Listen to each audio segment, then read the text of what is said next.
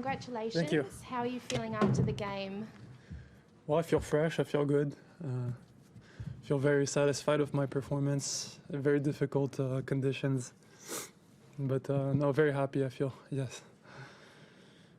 Maxime, is it hard to wrap your head around the guy who didn't make the UCLA team in his freshman year is in the fourth round of the Aussie Open? Yeah, I believe anything's possible, and I think I believe from the start, even though I wasn't on the lineup my freshman year. I had that self-belief, and that carried me through the following 4, 5, 6 years, and I just kept improving ever since. Can I ask you specifically about your aggressive approach on serve?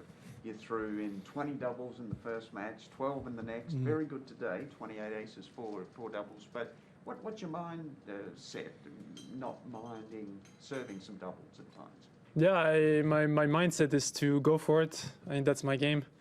I don't really think much. Sometimes I have good days, sometimes bad days, and I feel like on the good days it's very difficult to beat that style of play, going for both serves.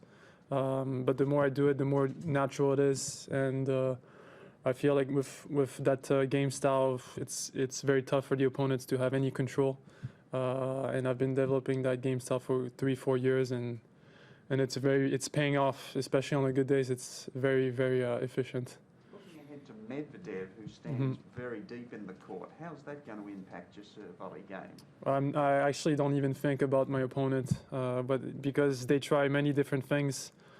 He could try to return close, or if it doesn't work from far from the baseline, he could try anything.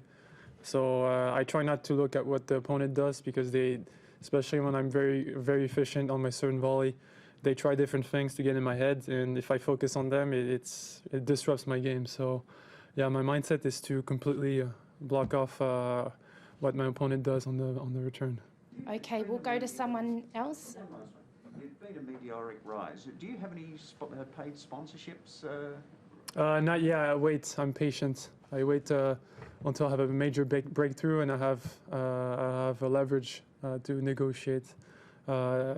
Especially during the COVID and everything, it's much tougher to have a great deal with a sponsorship. So I prefer really breaking through the top 50, top 10, and then I negotiate. Yeah.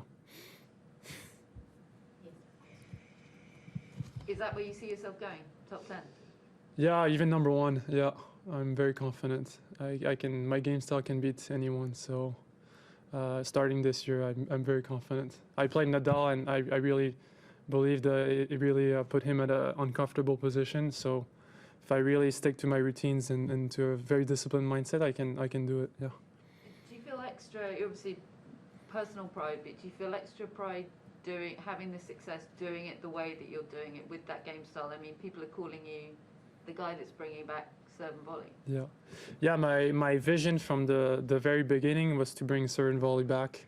I've had many people tell me that it's dead. It's not gonna be efficient or effective today, and the courts are slower. The returns, there's better returners today. I've heard many excuses that serve and volley was not going to be the best game style for me, but I had a vision to bring it back, and I believe it's gonna happen. Yeah.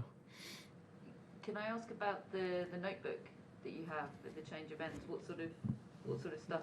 Yeah, it's one of my routines to be in the present, in those kind of conditions with the crowd and everything. The mind can wander really easily, and the notebook is a way for me to be in a tunnel and not be distracted by anything. Yeah.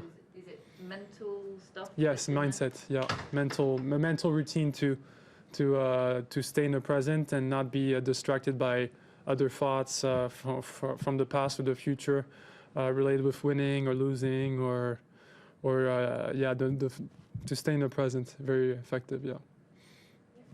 You said that you've had people tell you and doubt serve and volley. Have you ever doubted it yourself when you were in college, for example, in the freshman team?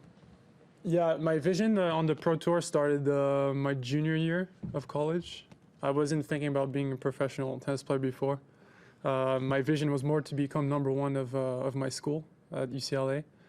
And then I realized that improvements were really quick, and my junior year I realized I could have a professional career too. So I did have many doubts, of course, but the most important is that I kept going and stayed determined, and now the doubts completely are gone. Yeah, no more doubts. You're playing the top seed remaining in the next round. I'd imagine that will be either on Rod Laver, possibly Mhm. the second court. You strike me as someone that will enjoy that big stage. Would that be right? Yeah. I mean, I love playing on any court, whether it's court 15 or the Rod Laver. I don't isolate a specific event, but no, I'm very excited to play him, and I believe it's going to be a very disruptive game against him. Yeah. Will that be the biggest court you've played on? I've played on that court before 2 weeks ago, 3 times I believe. But yeah, it is I played on Arthur Ashe at the US Open against Tsitsipas. But yeah, second biggest for sure. Yeah.